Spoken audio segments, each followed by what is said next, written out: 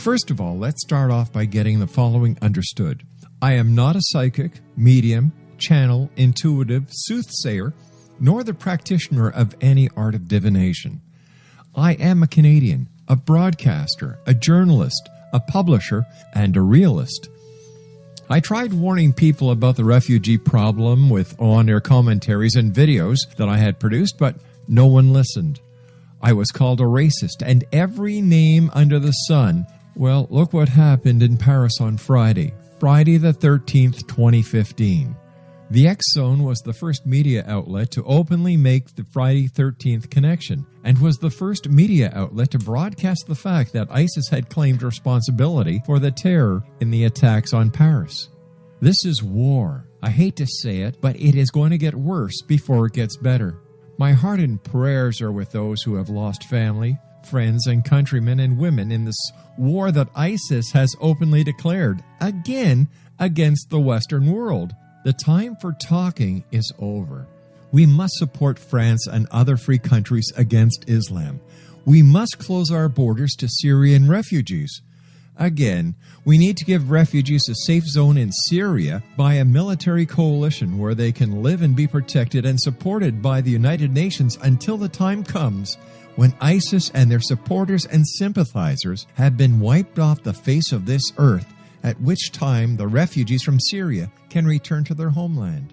The military and intelligence services must be given all the resources they need to fight this fight. It is time we stopped turning the other cheek and started fighting fire with fire. This is no time to be over-politically correct. For the X-Zone radio and TV show and the X-Chronicles newspaper, I am Rob McConnell.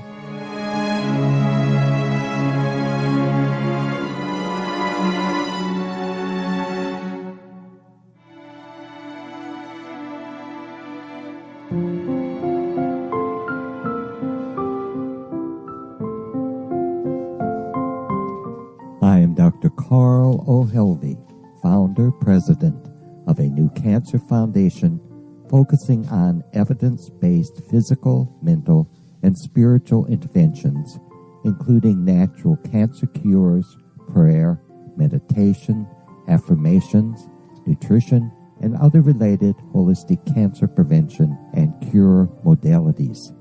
These are used in cancer education, research, and financing care.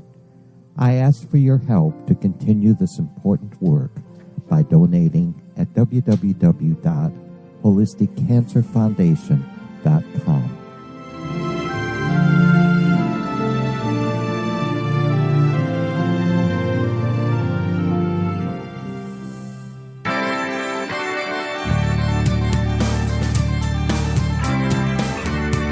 You're listening to the X-Zone Broadcast Network, www.xzbn.net. Radio's authority on the world of the paranormal and the science of parapsychology, celebrating 25 years of broadcasting. Broadcasting around the world and to the great beyond.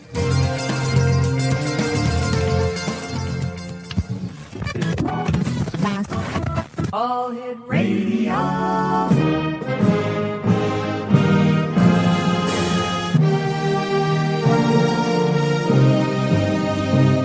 Welcome to the X-Zone, a place where fact is fiction and fiction is reality. Now, here's your host, Rob McConnell.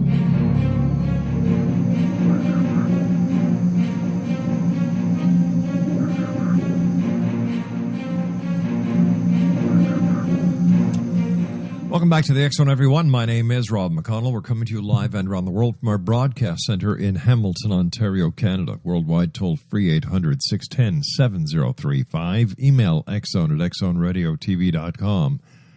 On all social media sites, X-Zone Radio TV. And our main radio site where you can listen to the X-Zone Monday through Friday from 8 p.m. until midnight from our live studios. And then the rest of the 24-hour clock and on weekends is the best of the X-Zone. And that's at www.xzoneradiotv.com. This morning, North Americans woke up to the following headline. Heavily armed French police conducted raids in the suburb of Saint-Denis, where the mastermind of the Paris attack is thought to be holed up. A woman with a suicide bomb, later identified as the mastermind's cousin, blew herself up. One man was killed, several others were arrested. This is what the world woke up to today. What will we wake up to tomorrow? These questions are on the lips of everyone around the world. What is going to happen? What will it take before those who like pussyfooting around the word of radicalized Islam, and yes, Mr. President, I'm pointing at you. What will it take you before you take the appropriate steps, before you take an eye for an eye, a tooth for a tooth? Mr. Justin Trudeau, the Prime Minister of Canada, what will it take you? Hey, you're still wet behind the ears. You just won your first election. Do you have what it takes to make Canada great? You've already decided that you're pulling out the F-15s out of the bombing runs. What are you doing? Then you're letting 25,000 Syrian refugees into Canada. Why? You know, do they not get CNN and other news media outlets in Ottawa where you don't see what's going on? Affirmative action has to be taken. We need to close our borders. Hey, this is Canada. You're going to be taking care of 25,000 refugees, and I'm sure that there are more than 25,000 Canadians who can use your help first before bringing more refugees into Canada. As it is now, the annual limit for refugees and immigrants into Canada is 250,000. Come on, it's nice to be nice, but you have to take care of those you already have under your care. I don't know what's going to happen. All I know is that the world is in one hell of a mess. Things are going to get a lot worse before they get better. My guest this hour is a good friend of the X-Zone, Richard DeRose. He's the author of Brainwashed Are You? His website is www.brainwashedareYou.com. And Richard, always great having you on the show. Thank you, Rob. It's great to be here. What's going on, Richard? How do you see this? Well, I see it like you do from a human terms, but then the book Brainwashed explains it all in a sense, and taking the Bible and backing it up, that this is all part of God's plan to kind of separate people, like they talked about last time on the show, what you might call the sheep from the goats. Yeah. Those that are over-aggressive and mean and this, that, and the other, that they'll get caught up in the whole concept of this Armageddon thing and want to, an eye for an eye, tooth for tooth. But yet, on the other side of the coin, you have to defend yourself. And I'm just like you. And here in America, I would close the borders. I wouldn't let people in. I believe in what Donald Trump says, even though people say it won't work. It's almost like you have to make it work. You got to send the Hispanics back home so you can bring this thing under control. And we could go into deep detail of why that's. If we don't do it, it's going to bankrupt America. But one of the problems that every nation just about is having today is shrinkage of population. Even America, our growth, we've been at zero population growth pretty much since 1990. Mm-hmm. So the only growth we've had in our real population, which used to almost double every 50 years, has come about through immigration. And the one group of people that seem to keep reproducing are the Muslims. And eventually they will take over many parts of Western Europe, and who knows, even in the United States, have a significant influence. I was speaking to Dr. Don K. Preston earlier tonight, and that's exactly what we were talking about, is that it seems that whenever you see a Muslim lady, she either has a brand new baby or is pregnant. Mm-hmm.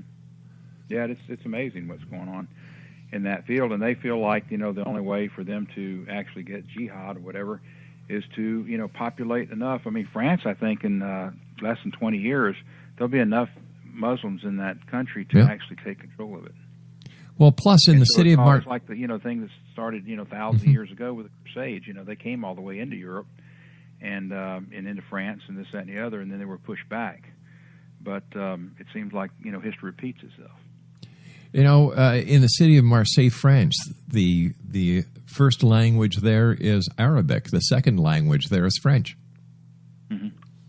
That's what I'm saying. It's changing rapidly there. So what do we do? How do we face these ever increasing threats? Like the raid the police in France pulled off this morning, it was just in time. Their intelligence was right on. They raided the place. Unfortunately, there were casualties. 5 police officers got were injured. I don't give a damn about how many terrorists were killed, so I'm not even going to go there. They were ready to attack another place in France, in Paris. And then there was a lone wolf who stabbed a Jewish lady today in Paris. What do we do? How do we protect ourselves? Obviously, the politicians who just want more votes are not going to close the borders. When it comes to what the 31 brave governors want, by saying, hey, we don't want any refugees from Syria in our state, the federal government has the authority and the right to override their decisions. So where do we go from here? I don't want Syrian refugees in Canada. We've got enough of our own problems without bringing more in. And then in the United States, when I look at our good neighbors to the south, you people have an immigration crisis already. And certain members of the government want to bring on 100,000 Syrian refugees. Hillary Clinton wants 65,000 refugees. And the rest of the United States is saying, are you nuts? Well, the thing is, a lot of them are already coming in here. We don't know about it. I've read something. There's already over 100,000 come in per year. 80,000 was another number that was put out there. And now these are on top of those numbers. It's crazy what's going on. The mere fact that someone like Barack Obama, who, no question about it, he's a Muslim. He was raised that way. He was influenced as a young child that way. His goal is to destroy what the white man has established after, centuries of rule. And he just wants to change it. How did he get to be president of the United States? That in itself is amazing. And then how did he get reelected? People just won't wake up. And it goes to show you that democracy doesn't work because most people don't care. They just want what they want the way they want. Well, it seems the old adage, Richard, and correct me if I'm wrong, that we the people has been replaced with I the person. That's right. And what's sad is a lot of people gather around a particular party based on what they feel like is, what represents them, not fully, realizing that that party might not be representing them at all. Like Sean, he says, I can't stand the Republican Party. The leadership is bad. But on the other hand, what do? To go to the Democrats, Nancy Pelosi and Harry Reid? I mean, how do those people ever get to the power positions they got with the way they talk? It's just scary in an advanced society like ours. And not to say that everything they stand for is wrong, but the fact is the entirety of what they stand for definitely is. Now you see solutions to the problems, the way they would solve the problems for making the economy work, like I talked about in the book Retail to Hell. This goose that laid the golden egg came to us.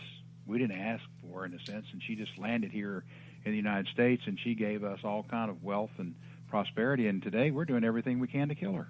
I think that the wealth and prosperity that the United States has, Richard, is because the people of the United States really worked for it.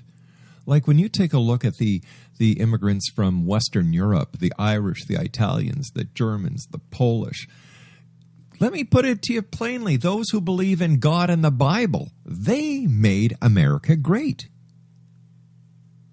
Yeah, it's character is what it really comes down to, and willing to work and suffer and sacrifice when things go wrong.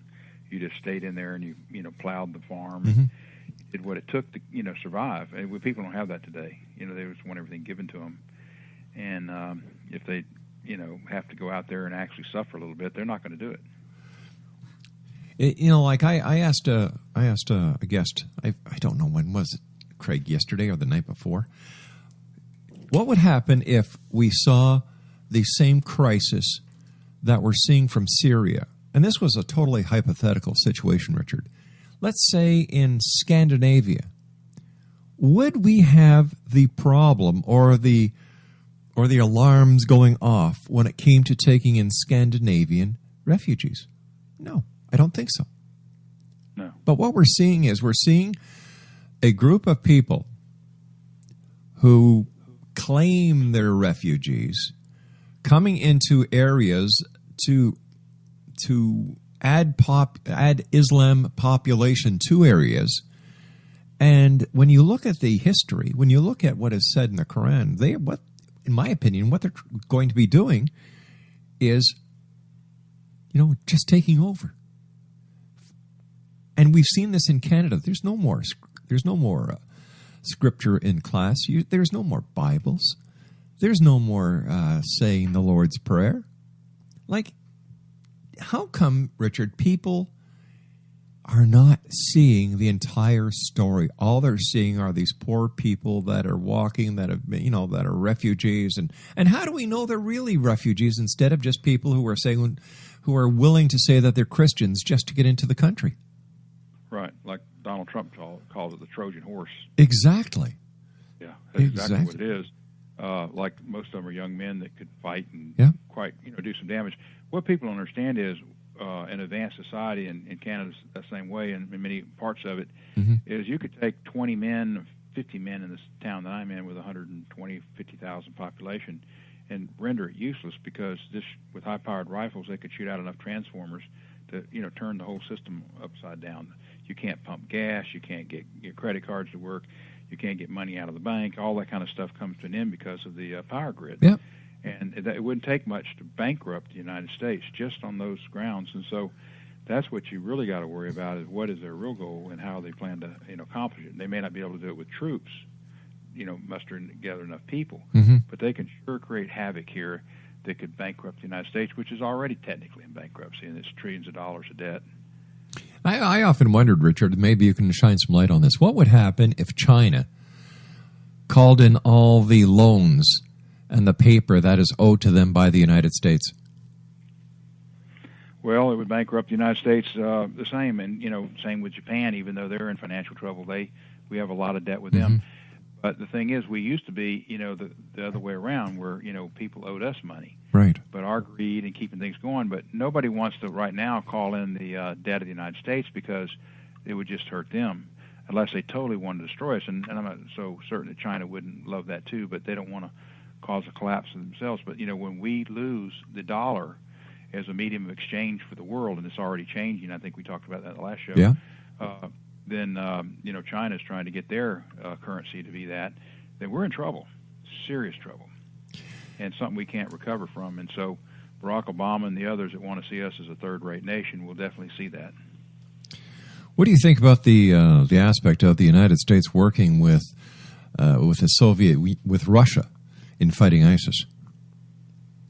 Well, I think that's kind of dangerous, particularly with with Barack Obama as president. It's like he's trying to start a war. Most wars have been started over somebody firing the first shot. Yeah.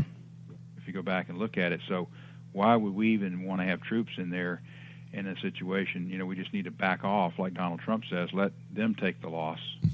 Let them bankrupt their country. Let them lose their soldiers. People, when they talk about the wounded warriors and stuff, they never put a really person in that picture. It's terrible what some of those people are going through, and the suicide rate and this, that, and the other from the things they've seen. Nobody cares about that. And, we're even having trouble with the VA, and now Obama wants to bring more people in when he needs to take care of the soldiers that are homeless and this, that, and the other here in the United States. They don't do it, but they want to bring in these foreigners where common sense would tell you that you do that over there. You set up an area where those people feel comfortable and safe, and let them stay in their own country or a country nearby. You feed them, you put the camps in. I read where Saudi Arabia has thousands upon thousands of tents, air conditioned, everything, but they won't let any refugees come in. But they're set up to take them, but they don't want them. They'd rather, let them head north and into Europe and then eventually over to the United States. Well, when you look at the country of Syria, who the hell would want to live there? Well, people have been living there for years, and that connection to the land, is true all over the world. People just get associated with their area. And but do you really think, Richard, that after having these people come into Europe, into lush lands, mountains, streams, grass, trees, technology, that they would really want to go back to Syria? Well, they may not. That's true. Especially if they can find work. Yeah. But that's where you don't kind of displace population. This all started back with 9/11 when all that was, in my opinion, a fabrication to get us over there into Afghanistan and then Iraq. And then look what happened. We didn't get the oil. We screwed things up. Gaddafi was actually an ally of the United States at the time he was basically killed, and Saddam Hussein was not our number one enemy. He was actually doing us a big favor by keeping the Kurds and the Sunnis and the Shiites in line. And so I mean, how can you screw it up any worse than what we did? And we killed hundreds of thousands of people in the process, which has pissed off a lot of Arabs. Yeah. So you can't blame them for being mad at us. Well, of course, and that's something that is kept very hush-hush because, oh, my God, we can't look like the bad guy in all of this. Right. Yeah, it's a bad situation. That war, movie that just came out with Clint Eastwood, the director, you could see that movie one of two ways, about the sniper. Oh, yes, yeah. That either you were against the war or you're for the war. It was amazing, work of cinematography. Yeah. But he presented that in such a way that you could walk away hating what we did, or you could walk away proud. Well, you know what I hate about what we did? I hate that we ruined so many young lives, and that these brother and sisters in arms, they chose to be soldiers. They chose to protect democracy. They chose to protect freedom. And look how we're treating them when they come back home. Exactly. Yeah, it's disgraceful. So I think some of them went over there to have the fun of the war. It's kind of like camping. Oh, yeah. As a Boy Scout. And maybe the chance to kill somebody. There's enough of those bad people. We see that in police officers. But, generally speaking, a lot of them did go over there with the right idea that they're going to try to make the world a better place. Why do you think that so many young people are getting radicalized on the internet and end up going over to Syria or other places and, join ISIS? What's the thrill? Well, what part of it is that young, getting out there and doing stuff. Women are getting excited about some of these guys for some reason in their twisted mind. They think it's I guess sexy or something. But I think a lot of it has to do with the fact that these people are fundamentally, frustrated with what's going on in America. Nobody's listening.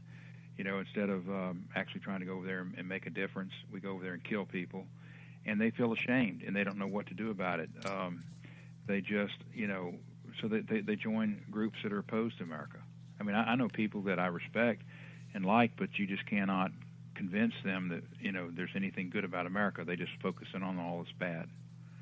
And it's a shame that the American people don't have enough character like a Boy Scout. My sister's always said, we need to teach in our schools for the 12 years, the 12 principles of Boy Scouts.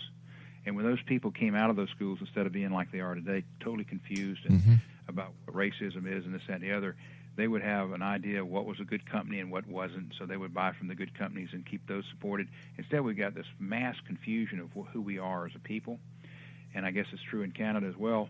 And so we get lost in what's right and wrong, and it all depends on what your motivation is, your goals, your beliefs, and like we were just talking about earlier, the character. It's all self-centered.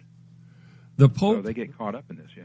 The Pope has called this an act of war. The Pope says we are at war with ISIS. How do you think that's going to sit with a number of the soft-hearted people in Congress, in the powers? Is this kind of... Well, first of all, this to me seemed to be totally out of character for the Pope, but it seems that he's really gotten ticked off as well. We also have the French aircraft carrier that either later on today or tomorrow is going to be off the coast of Syria. I wouldn't want to be those Syrians right now. Well, it's scary. The Sunnis themselves are, more powerful in their own way than the Shiites. That's why they've been in control for so long over there. But, we decided, the United States decided to deal with the Shiites, pushing the Sunnis out and persecute many of them because, some of them were actually soldiers under Saddam Hussein. Right. Instead of incorporating them, though. So there again, it goes all the way back to the United States causing these problems. And so you can understand why they hate us. I mean, if you were in that situation, you'd grow up hating us too. It's just a mixed up mess. And the Sunnis will always be more powerful than the Shiites. They're just, I guess you'd say, a stronger class of people. And that's why they've been so successful. You give them a little money and anger, and they're, just doing crazy stuff. I don't think if we had dealt with them the right way that they would be so vicious. Now, the Sharia law stuff and, stuff like that, I don't think all of them are caught up in that, but this is something that kind of unites them together. And they want to see things cleaned up. They look at the West like that nightclub in Paris that was attacked. It was, one of the most risque nightclubs in Paris. And so they're seeing it as they're doing a favor by purging those people out, that need to be punished because of Sharia law. And so they don't see it as taking out good people. You see what I'm saying? I had somebody tell me the other day that the problem with Islam is the Quran, and that the wording in the Quran should be changed. And I told them, that's not going to happen. No. Well, people, like I say, see what they want to see. Mm-hmm. And so the ones that talk about peace, just like in the Bible, the people, in the Old Testament in particular, God killed a lot of people. Yeah. Wars and this, that, and the other. And so they get confused by that. And if you focus in on that, then all of a sudden, thou shalt not kill, and the Ten Commandments doesn't really mean much. And we saw a lot of time in 9/11, we saw a lot of preachers in this country go 100% behind the war without thinking it through, without looking at the big picture and the number of people who are going to suffer from that. Mm-hmm. And they jumped on the bandwagon and totally ignored what the Bible says. So the same kind of thing's going on with the Quran. It's a lot of bad stuff out there in the Quran, and if you focus on those issues, then you got a right to kill somebody that won't give in to your way of thinking. It's in the Quran. It was on CNN earlier today that based on the Quran, what ISIS wants to do is they want to bring the world into a war against ISIS in Syria to fulfill a prophecy. Mm-hmm. Well, there's a lot of prophecy out there, and even I think I sent you an article where Pope Francis is talking about prophecy, Mm-hmm. the end times and this, that, and the other. And George Bush even talked about prophecy, that he thought he was, according to some of the people that were close to him, that what he was doing in Iraq was basically to start, World War III, upset the Middle East and cause that chaos and bring that to fruition. He denied it, of course, but others said that, that's what one of his goals was, And so it's kind of strange how these leaders are actually pushing people in that direction. Based on your book, Brainwashed Are We? What's next in this horrific mess we were already in? Where do you see, based on your experience, the next move on this gigantic chessboard that we see ourselves on? Well, one thing we need is the Antichrist, as they call it, Mm-hmm. and that person could be here, could even be Donald Trump. It's kind of amazing how successful he is, even though I personally like him. It's a situation you just have to watch it and see if it comes true. Some people think that the Pope Francis, is the false prophet, Francis Pope, SP, false prophet. I mean, some of the things he's been doing within the Catholic Church are just shocking, to the belief systems of what the Bible teaches. And if he supports one candidate over another, of a person, this, that, and the other, then we could see all this come to fruition. But then again, this could drag out for basically a lifetime. Same sort of thing. So it's hard to say this is the right time, because God says, and the Bible says, that even Jesus Christ doesn't know the day and the hour. God the Father knows. So it can go on, and to God, one day is like 1,000 years on earth. So, this could go. Then again, this might be the very beginning of it, and that's what you have to do. And people have been talking about this for really centuries. Maybe not so much centuries, because they didn't really have the Bible that much, but at least, and I remember my grandmother talking about it. She'd always heard it when she was a child, and right. The others, taught in churches and stuff. So it's been going on for several generations. But it does seem to be that we're in a crisis situation now, that all this stuff seems to be coming about as the Bible predicts it to be. So I mean, you just have to watch it. You have to be patient and just sit back and just make sure, that you're not caught up in the evil part of it. Richard, you and I have to take our news break at the bottom of the hour. Thank you so much for coming on tonight. Always a great pleasure talking to you. Exonation, my guest this hour is Richard DeRose. He is the author of Retail to Hell and Brainwashed Are You? His website is www.brainwashedareyu.com. And Richard and I will be back on the other side of this break as we continue here in the X Zone from our broadcast center in Hamilton, Ontario, Canada. Don't go away.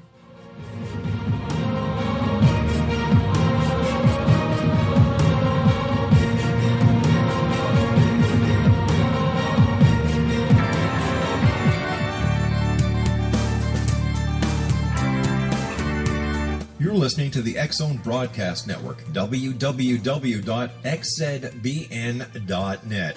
radio's authority on the world of the paranormal and the science of parapsychology, celebrating 25 years of broadcasting around the world and to the great beyond.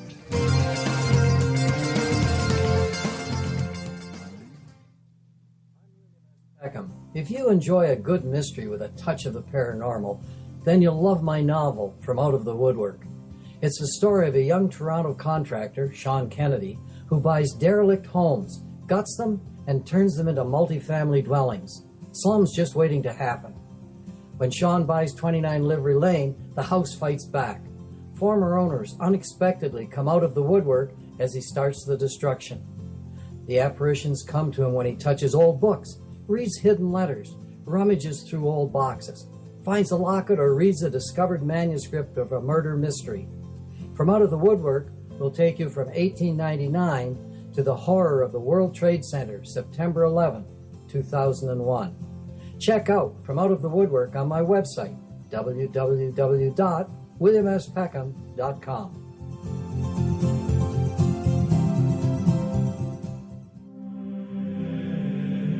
Rob McConnell here, presenting an overview for Nicholas Paul Jennings, author of a fascinating book, Amen. It presents facts revealed by Egyptologists, facts that enable us to understand why Amen is the beginning of creation of God.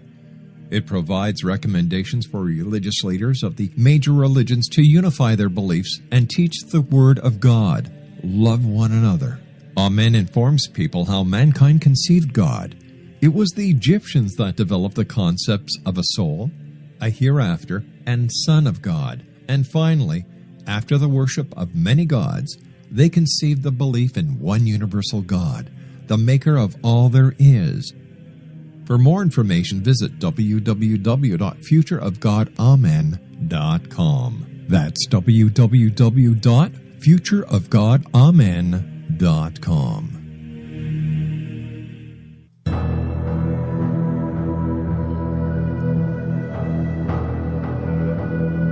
The ability to access the knowledge of the universe is much easier for us to access than we may believe. Brad Johnson, conscious matrix communicator, is one of these unique individuals who is able to access a strong connection to the universal mind. Through his connection, Brad has assisted thousands of clients from all over the world through natural intuitive assistance. The intuitive information received is vast, covering a wide range of subjects. Brad's innate ability includes being able to access one's own universal matrix to help them realize their potential to create a life of profound greatness. One-on-one private sessions with Brad Johnson are available to anyone from around the world. Brad is also a proficiently trained psychic, Akashic Records reader, and online spiritual teacher, founder of his own unique and powerful healing system, Body Regeneration Healing, as well as a professional conscious channeler in communication with his own higher self-consciousness known as Adronis. For more information or to book a service appointment with Brad Johnson, visit his website at www.consciousmatrix.com. That's www.consciousmatrix.com.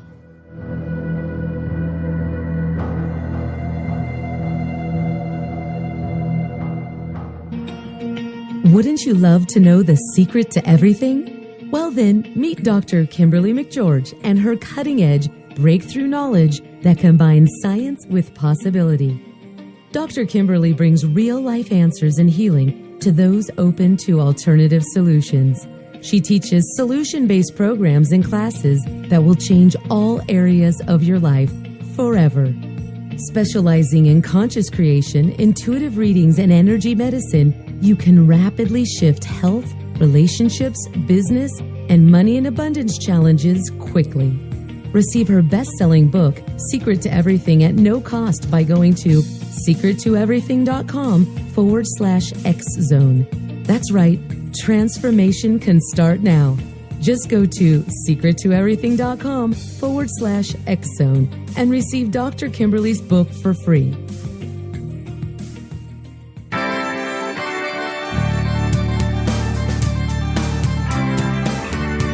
You're listening to the X-Zone Broadcast Network, www.xzbn.net. Radio's authority on the world of the paranormal and the science of parapsychology, celebrating 25 years of broadcasting. broadcasting around the world and to the great beyond.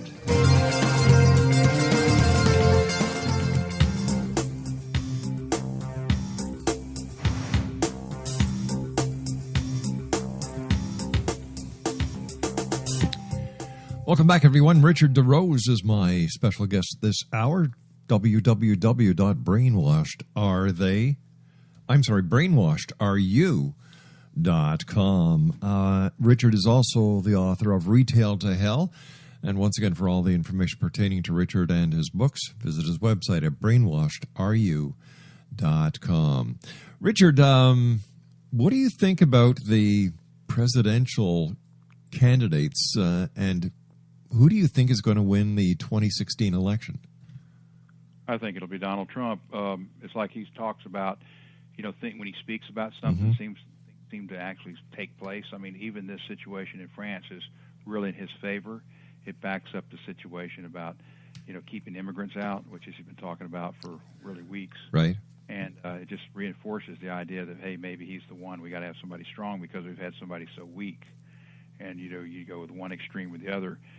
Carson, on the other hand, he tries to manage it in a polite way, in a sense, and people don't necessarily feel like, he can handle the job. They may like him and maybe wish he was president, but you don't necessarily want the best guy to be president.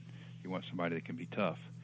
And he doesn't appear to be that way, and I think part of his success is the fact that because there's so much guilt in America about this blackness thing that the Republican Party in particular wants to show the world that, hey, we can actually have a black man, and he can get, very high in the electoral process, and still, we're good people. It's part of what's going on with him, and I like him. Like I say, I think he's a great guy. Sure. But I don't think the people are going to vote for him when the final analysis is there. I'm surprised that Jeb Bush has stayed in so long. Yeah, but he's got money, and he's also the inside candidate. What's interesting about this race is this is the first time that the insiders haven't really picked the man to be the president beforehand, and then they just, parade a few people around and then get what they want in the end. Bush is not doing well at all. And so the party elite, which is also one of the reasons people are for Trump, if you don't like the parties, and people shouldn't, the Democratic Party or the Republican Party, the party leadership, then you want to vote for somebody that's an outsider hoping to change it. Because we do just have a two-party system. An independent can't, get elected. It's funny that people are still supporting Dr. Ben Carson after the lies he's been caught in. If you look at the fact that he claimed to have been quite a violent person and that it was through the hand of God that his life was changed. It certainly does appeal to the evangelical electorate. But the fact that he said that he was accepted into West Point, that's one thing. And then just last week when he said that he had evidence beyond a shadow of a doubt that the intelligence agencies did not have, that China was also fighting in Syria. And he said that he would get all this information out to the media by the end of the week, which was the next day. And to my knowledge, no one in the media has received butt kiss. Plus, they're not even talking about this anymore. Right, but part of the what the media does, it builds one candidate up and then it tears him down. Have you noticed that? Yeah, I have. It's a cycle. And then they finally get down to the candidate of choice, and then that person like Hillary Clinton or Jeb Bush wins. This is going to be different this year. Maybe not so much for Hillary, but the thing about Carson that's interesting is, if you'd really been paying attention, it might not be gotten out up there, but Carson was talking about with the China situation is that they're supplying guns and weapons and this, that, and the other, to the Syrian forces because they're basically against the United States. General Clapper, who's head of national security and over all the agencies, CIA and everything else, they asked him a few, probably about 3 years ago, who's the number one enemy of the United States? He says first is China, and then it's Russia. Or I could have had them reversed, but I'm pretty sure it was China and Russia. And, of course, people were very upset with him, tried to get him fired and this, that, and the other. But he's telling the truth. China is trying to destroy America. And what they did is they took our lifeblood away from us. They got us heavy into debt, and they're selling us substandard products in our building materials and this, that, and the other. And so when all this stuff starts to fail prematurely, no one's going to have any money to fix it. And America will virtually be bankrupt, and they never had to fire a shot to do it. it's amazing that we don't see that, because we don't make hardly anything in this country anymore. Some of the stuff's coming back, but it's coming back with high technology, and that's not workers, that's not jobs. You know, I asked a computer expert a couple of weeks ago, you know how we have subliminal advertising on television? Yeah. We have it in the theaters. I'm wondering if ISIS is using subliminal psychology when recruiting people on the internet. They could be. I think that fundamentally people are just thinking somehow they're in opposition to the evil that America represents to them, and that they just want to be a part of stopping that evil. And that's kind of what, Bernie Sanders people are all about. They just are against everything that's, basically working in America. They hate capitalism because it's turned into crony capitalism, and they hate the wars, and just stuff like that. So they're self-perpetuating, and they get caught up in helping out the enemy. I have this old saying, I think I've said it on your show before, the greater the justice, the greater the injustice. And what that basically means is an old saying, it's not my saying, that the more you try to hold people to a higher standard, the more they'll deviate. In other words, they're willing to accept a certain level of right or wrong or this, that, and the other. And the same will be true, for ISIS when they try to, make everybody responsible for Sharia law. The more people will deviate, and they'll actually enjoy it, even though they may look you in the eye and say, hey, I'm not cheating on you or do anything, but they actually go out of their way to break the law. And it's just human nature. So there's more injustice when you try to make people live to a higher standard. Why do you think that the countries where there is a large number of Islamic refugees or immigrants allow them to get away with so much? What do you mean by that particularly? Well, for example, I'll use Canada for an example. You can't say, well, you're not supposed to say Merry Christmas because it has a religious connotation to it. Happy Easter. My old saying is that if you don't like it here where your plane landed, it takes off from. I agree with you. In America, why should you have to push one for English? This is America. Yeah. And, you shouldn't have to go that far. If these people want to come over here, they need to learn the language. But it is true, it's political correctness, which has gone way too far. Yep. The PC they talk about. And that's what I like about Trump and Carson is people are tired of that. Let's talk the truth, because the only way to solve problems is know what they are and work on them. And we're not going to do that with political correctness. No. I think people like Donald Trump because he is saying what they have been feeling for so long that finally they believe they have someone to lead the nation. Right. What's hurt him as far as the polls go is usually these numbers aren't but 450 people or 1,500. So, how really accurate is that? There is some science behind it, but what people aren't really understanding about Donald Trump and his real support is coming from independents, which they don't, ask questions about who you're going to vote for, and also more conservative Democrats, particularly old Southern Democrat crowd, which is getting older. But those people are way, way behind, behind him. And I think that really, if you looked at the election right now, he would probably get about 52% of the vote. There's some talk within certain government circles that certain mosques should be closed, shut down. What is your take on that? Well, I think it's the same thing like Trump's talking about. You've got a situation, these people are talking against you or working, in some ways, but they'll just go underground. They'll just meet in secret and this, that, and the other. That's one of the problems with cracking down is, it's been going on for centuries. People just go underground. Whether you try to crack down on drugs or anything else, they just sell them, more carefully. And the politicians do the same thing. They change their talk. When they're, people are after them, they don't change really. They just go underground. Did you watch the Benghazi hearings when Hillary was front and center? I missed her on that. I saw some, outtakes from it, but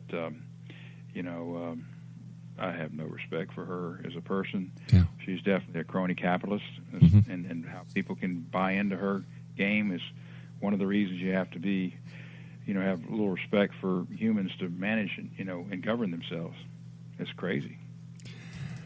Do you think that the presidential election that put Obama into the White House was a social experiment that went wrong? I think a lot of it was. I think even myself, I wanted to see him do well. Yeah.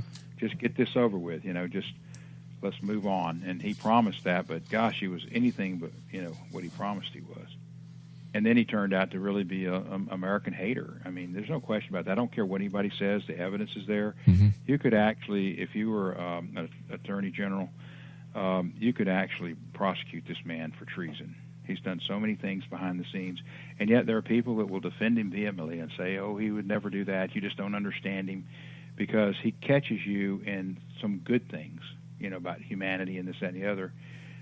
Planned Parenthood is a good example of that, where, the people that are against abortions are against them, but Trump takes a more, medium stand, say, hey, they do a lot of good, maybe not doing the good they used to do because we've got so many clinics around the country that are taking their place, but you can't throw it out because a lot of women feel emotional about it because when they were 16 or 17, they helped them get an abortion. So Ted Cruz and some of these others want to close them down completely, and so they get caught up in these, philosophical debates over stuff instead of looking at things more objectively. Planned Parenthood can be cleaned up, but it is a Democratic, money-making machine that supports the Democratic Party. Right. And so that's one reason the Democrats want to keep it, and that's also one reason why the Republicans want to close it down. But it does do a lot of good. Do you believe that a Muslim should be allowed to hold a congressional or Senate seat? Well, I think he can hold, a Senate, just like our forefathers in America, Washington said you can't have, a person could be foreign-born and be in Congress, but he couldn't be president. And then what happens here? Yeah. Trump did the research, and I don't care what anybody says because I followed this in the beginning. Hillary Clinton paid to have somebody go over there and find out for sure, and it turned out that his grandmother and his aunt that lived here for years both signed affidavits that they saw him being born in Kenya, and his grandmother his aunt actually used to babysit for him, the aunt that he refused to have anything to do with. And finally they gave her asylum over here after they've asked her to leave a couple of times. Why people want to ignore that? Because the Constitution says, that he had to be, natural-born citizen. But where was McCain born? He was born in Panama. And actually, Cruz was born in Canada. So you could argue that point with him, because there's argument where his parents gave up their citizenship to be Canadians before he was actually born. So was he legally, able to run for president? It gets kind of complicated. But what Washington and them were trying to do is just make sure that somebody that may be born in England wouldn't come over there, get their hands on the power of the presidency, and then open the door for the British to come back, which they did in the War of 1812. They tried to take back over. When they found out it was going to be a tough fight, they left. But that was their goal. They said, let's let these people run their own lives for a few years, and when they screwed it all up, we'll walk in, they'll be glad to have us back. And it didn't happen that way, even though they got burned Washington. They found out they had some resistance, and so they packed up their ships and moved out. And that was the end of that. But that's what they knew was going to happen. But here it is happening years later, and we got the same kind of situation, this total betrayal of the American way of life and what we stand for and what we believe in by a person that really wasn't born in the United States. And it's just amazing that people want to defend that when the evidence is there, and Hillary Clinton paid to have that evidence out there. So if and I'm not doubting your word whatsoever, okay, I'm just playing the devil's advocate here. So if President Obama was born outside of the United States, the fact is that someone who was born outside of the United States cannot be president of the United States. How come members of Congress and members of the Senate have not tried to have him impeached just on that article alone? Because they don't want to deal with the political correctness of it, because he's black, half white. And it's exactly, we've sold out to political correctness, not for what's right or wrong. But, personally, except for in this particular case, I don't think that's all that important. Like I said, McCain was born in Panama. But now that we're seeing this, because nobody really vetted Obama and knew what his prejudices were and how he hates the white man and what he stands for, and a lot of people do. Don't kid yourself. That's why we're being beaten down so bad. Is they just feel inferior and they're bitter about it. And this is their chance to strike back. And the white man has sat back and said, "Hey, let's just be politically correct and see how this thing works out." And it's really turning against the whole system, because the solution to this is not better. It's only going to get worse. The events that happened in Ferguson and the march and in Baltimore and the marches that happened around the country, what did this do for the plight of the African American? It actually reversed what they were trying to accomplish.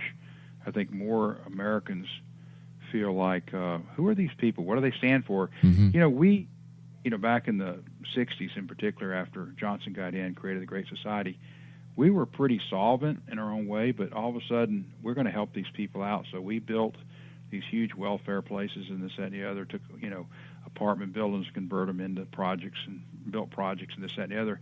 And we really took a tremendous amount, trillions of dollars out of the, basic economy through higher taxes and this, that, and the other to support these people, hoping within a generation or two they'd become self-sufficient. But we've basically got 3 generations now of totally dependent people. And other people, and particularly whites, are seeing this, and they say, hey, why shouldn't I jump on this bandwagon? And the Muslims, a lot of Muslims are getting Medicaid and welfare and this, that, and the other. They're seeing it, and, of course, the Hispanics are doing the same thing. So eventually everybody's riding this horse that's, or this goose that's, I talked about earlier, this golden goose, and, they're going to basically kill her. You can't have everybody doing that. And you also have to have, like the book Retail to Hell talks about, you have to have a responsible leadership, not crony capitalism, that puts people first, not jobs, in the sense that, you eliminate jobs.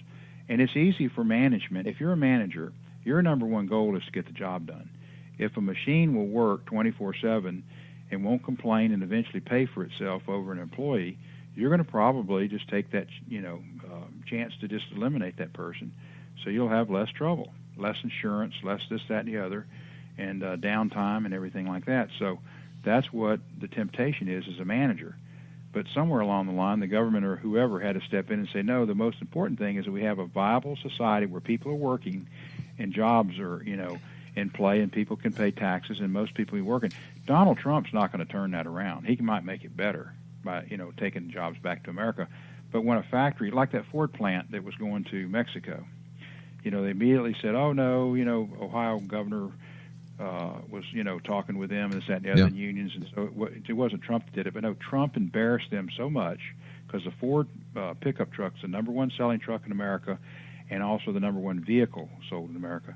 If Trump supporters turned on Ford and bought Dodges and this, that, and the other, which they could easily do because the Ford truck's expensive, then what are they going to do? They're going to lose that. So they bring 1,000 jobs back into the country. 1,000. That's all it was. 20 years ago, it might have been, or 40 years ago, for all this technology, the robots, it might have been 20,000. That's the big difference in today and back in those days. President Obama is planning or has already started the release of approximately 6,000 prisoners. We know for a fact, Rich, that within the prison system, a majority of the prisoners are being indoctrinated into Islam. Once again, people aren't making the connection. We're worried about people coming into the country who could pose a security threat. And here we are releasing prisoners who have been indoctrinated into Islam, who hate the system already. Exactly. And they were, actually against it in the sense that they were selling drugs to innocent, people that, screwed their lives up and this, that, and the other. I can understand somebody saying, well, some of these people are in jail because they sold little drugs and got caught. And there were a few of those. But a lot of them were mainline drug dealers that were making a complete living off of the system that way. And they basically, have ruined families. They've ruined, individuals. It's just a terrible thing to do. And to say that now because they're maybe 40 or 5 or 50, they're not going to go back to that same lifestyle. That's all they know. And the jobs aren't there for them to get and become honest citizens. Yeah. they'll go back to what they know. And like you say, they may be indoctrinated to actually fight a system that they hate. Isn't it also now illegal to ask a person if they have a criminal record or if they've been in prison prior to hiring them? I think it is now. Yeah. That's just a new law that went into effect. Do we know what the social background of the prisoners that are being released by President Obama are? The percentages of Latino, percentages of African American, percentage of white Americans? I haven't seen it, but I would imagine most of them are probably black. Yeah. Mass majority of them probably that way. But the overall thing was they released like 90,000 prisoners a few years back. Nobody made a big deal out of that. But that's happening all over the country in every state. You know, the prison population is shrinking, and now they're doing more of the house arrest stuff Right. to save money. It's an economic issue, and they're trying to eliminate all these high expenses of putting people in jail. So you better have a gun. You better be prepared to use it, because there's going to be a lot more crime, and there's going to be a lot more police because of what's going. A fewer police out there to actually protect you. I have been told by many people within the conspiracy camps that there are what they called internment camps that have been completed around the United States, and I'm just wondering if this is part of a preventative measure that the government is getting ready to employ because of anticipated problems with the members of Islam, like they did to the Japanese during World War II. Right. Well, you can go to that point and say that with Islam, but a lot of people also believe that there's going to be this population reduction situation where the powers to be realize they don't need all these people now. They've got technology to do a lot, and so the population needs to be reduced down to maybe 500 million people is what the Guidestones in Elberton, Georgia say, which is about 20 miles from where I live. They feel like there's this plot, and Jesse Ventura, of course, talks about that. His conspiracy theory program. Rich, as always, I thoroughly enjoy talking to you, my friend. I want to thank you very much for taking time out of your very busy schedule to join us. So let our listeners know where they can get their copies of your books. Well, we kind of laughed about this before, but Amazon.com is the best place to get it.